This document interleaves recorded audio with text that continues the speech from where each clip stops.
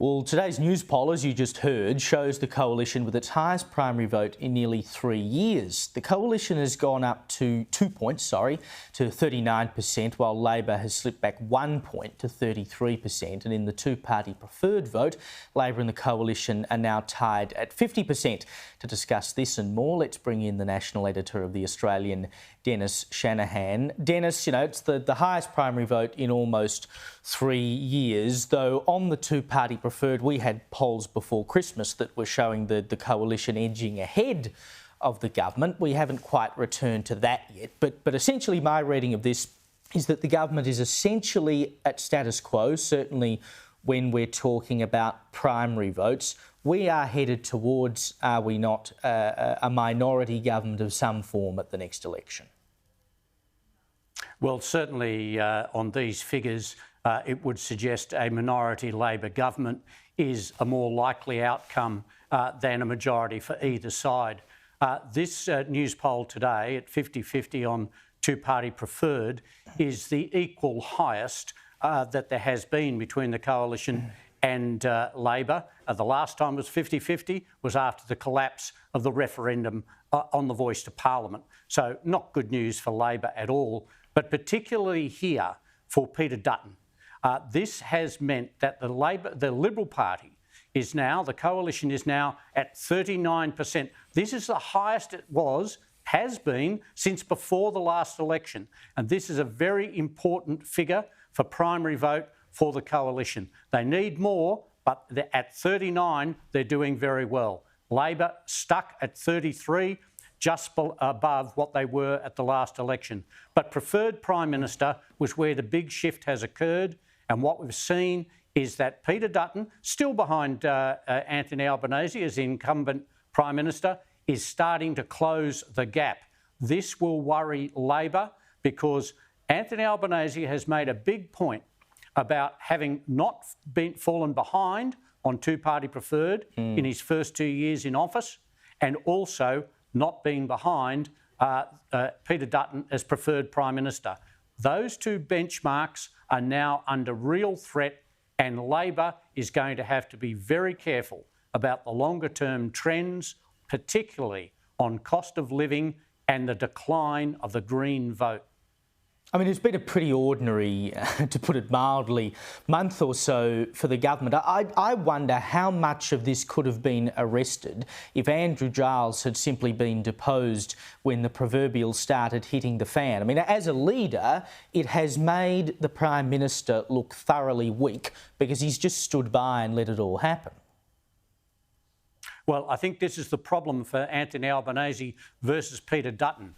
Anthony Albanese is being seen as weak and indecisive, and that he doesn't have a vision for Australia. These are real problems for a Prime Minister.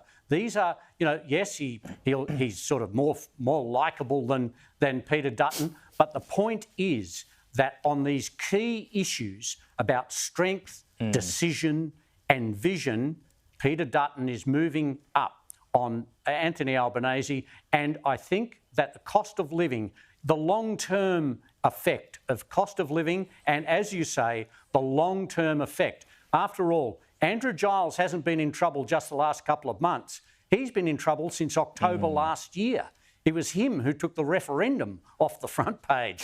So, yes, Anthony Albanese should have acted much earlier. He can't now because he's dug in and he is suffering a great deal of damage from Andrew Giles, the ongoing pressure of cost of living, and just recently, without putting too much emphasis on it, the fight between the Greens and Labor and the coalition over the Middle East. While we're on polls, the Minns government in New South Wales has slipped from the March 2023 election. They're now only just ahead of the coalition at 50.5% to 49.5% on a two-party preferred basis. But the real problem for the opposition is that a significant number of voters, and this is a poll from Redbridge out today, don't know who the opposition leader Mark Speakman is or what he stands for. 41% of voters had no opinion on his performance because they've got nothing to base it on, and 19% said they weren't sure. I mean, you know, the opposition's job is to be out there fighting against the government of the day. I reckon if you walk down Pitt Street Mall in Sydney and ask people who is the opposition leader of New South Wales, most wouldn't be able to tell you who the bloke is. Even so, the government has slipped reasonably significantly in the polls. If they want to make up that little bit extra, they actually need to start doing something. They've almost got to this point by natural attrition. Well, Caleb, I'm very glad that you inserted the Leader of the Opposition's name from New South Wales there, because I wasn't quite sure myself. This is the polar opposite to what was happening with the federal government and Anthony Albanese. For 2 years, Anthony Albanese had a honeymoon. People felt that there was no problem with the government, but they also knew Peter Dutton because he had a long and high profile. And so what we saw was what we are seeing now federally is the polar opposite to what is happening in New South Wales. In New South Wales, there's a bit of buyer regret, the honeymoon's over, and they don't particularly feel comfortable with what's happening, but they can't identify an alternative.